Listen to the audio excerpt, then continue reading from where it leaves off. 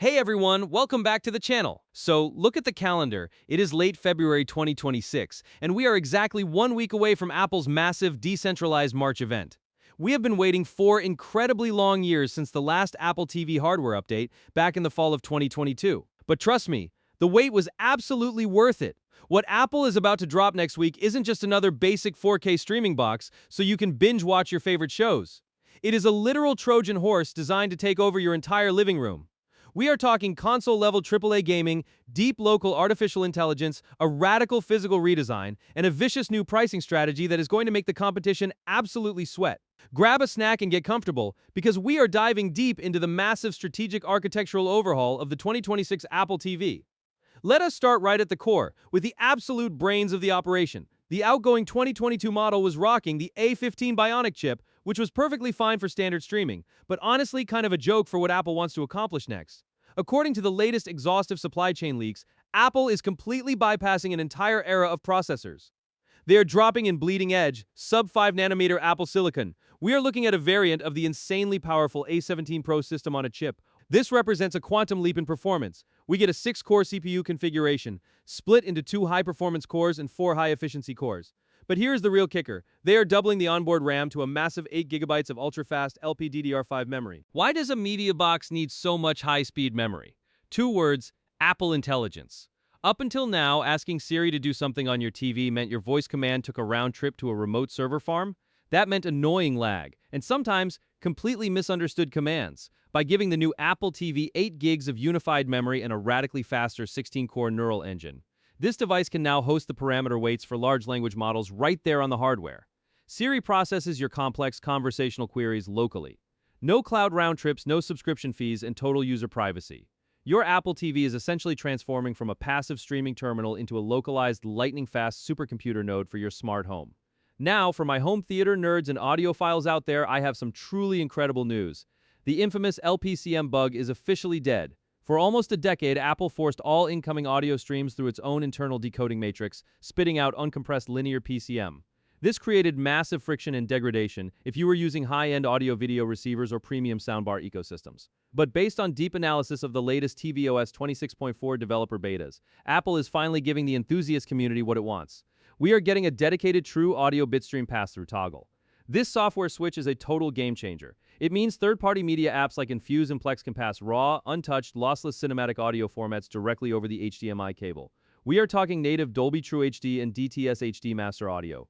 You finally get to let your expensive Denon, Marantz, or Sonos hardware do the decoding, utilizing their superior digital to analog converters, exactly how the audio engineers intended. Visually, the pipeline is getting equally insane. The new Silicon includes a dedicated hardware decoding block for the AV1 video codec. This means vastly superior compression efficiency for ultra-high bitrate streams from YouTube and Netflix, maintaining a minimal thermal footprint with virtually zero dropped frames. Furthermore, massive supply chain rumors point to HDMI 2.1a specifications. This heavily future-proofs the box, unlocking 8K video output. While native 8K content is rare, the raw graphical horsepower allows the neural engine to intelligently upscale 4K content to 8K in real time. Alternatively, that massive 48 gigabit per second bandwidth can push pristine 4K resolution at 120 frames per second. And that 120 Hz refresh rate leads us perfectly into Apple's stealthiest attack yet, the dedicated gaming market. Industry analysts are literally calling this the console killer, because this new 3nm silicon is shared with the iPhone 15 Pro and the Mac lineup. Developers can port massive, complex game engines using a unified architecture. We are getting hardware-accelerated ray tracing in the living room without needing a PlayStation 5 or an Xbox. We already know heavyweight titles like Resident Evil Village and Death Stranding work on this architecture, but leaks suggest ports of Cyberpunk 2077 and Crimson Desert will leverage this unified ecosystem. The linchpin here is the new Metal 4 software rendering layer. It introduces advanced frame interpolation and AI denoising.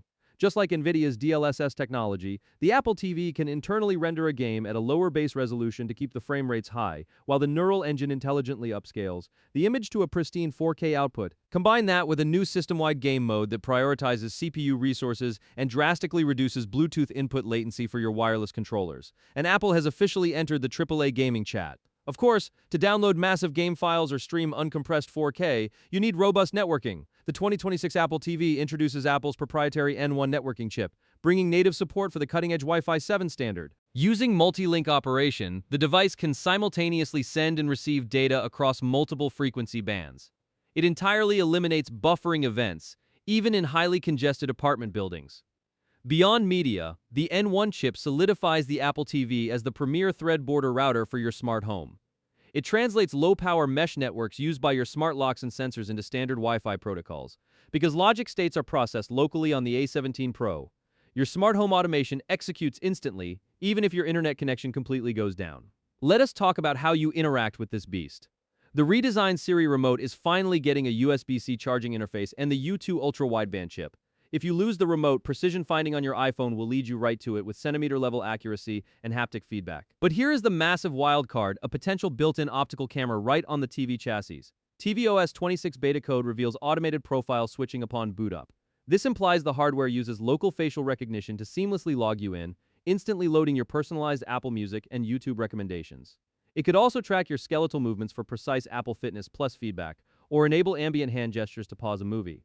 Because the video feed is processed locally and discarded by the neural enclave, your privacy remains intact. To manage the thermal output of AAA gaming, the physical design is evolving. To meet the Apple 2030 carbon neutral mandate, reports suggest we are moving away from virgin plastics. We might see an entirely new metal design forged from 100% recycled aluminum. An aluminum enclosure acts as a massive passive heatsink, dissipating thermal energy outward, so the device remains totally silent without needing a mechanical fan. Okay, so with 3nm chips, 8 gigs of RAM, Wi-Fi 7, and a potential aluminum chassis, this thing must be incredibly expensive, right? Wrong here is where Apple executes its brutal Trojan Horse strategy. Analysts uniformly project a radical price pivot to a $99 loss leader model. Apple is literally willing to lose money on the hardware to capture your living room. Why? Because a $99 entry point destroys competitors like Amazon and Roku. Once you are locked in, they easily recoup that subsidy when you subscribe to Apple TV Plus, Apple Arcade, or the Apple One bundle. The 2026 Apple TV is a calculated deployment of overwhelming computational force. It blurs the line between streaming box, game console, and smart home brain. The decentralized launch events begin next week on March 2nd. Drop a comment down below and let me know if you're upgrading, and I will see you in the next one.